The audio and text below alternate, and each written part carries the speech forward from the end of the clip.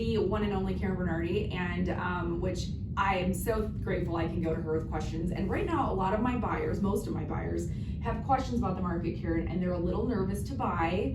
And usually the biggest concern is the rates, right? So rates are higher than they've been in a while. And so how would you kind of combat that when talking to a buyer? What would you say to them? Wow, I would try to make them feel comfortable by this. Okay, years ago, I've been doing this for over 40 years, okay? And I started when I was 9, shows the joke. Anyway, so I remember there were these agents, and it was a predominantly male field, of course, when I got started. And as I started to become more and more successful, you know, sometimes I wasn't the most popular person on the block among other agents. But what happened was, I was selling these homes in Martin Acres, which is a subdivision here in Boulder. And at that time, you know, a lot of student rentals or whatever, it's really gentrified now, it's just so fabulous. And they were saying to me, I can't believe that you are letting those buyers pay over $100,000 for those houses.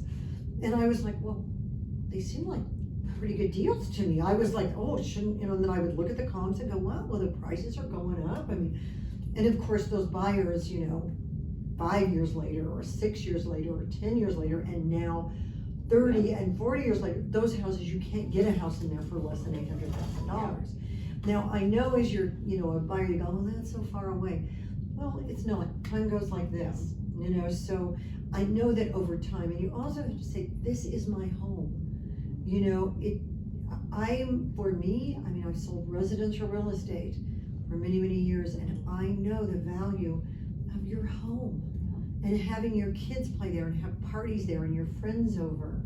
So it not only is it going to be a good financial investment, but it's going to be an investment in you and your family and your home and your life and your health, you know, your overall prosperity of your life.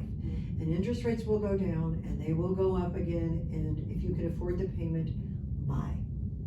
There you go. Well, that's it.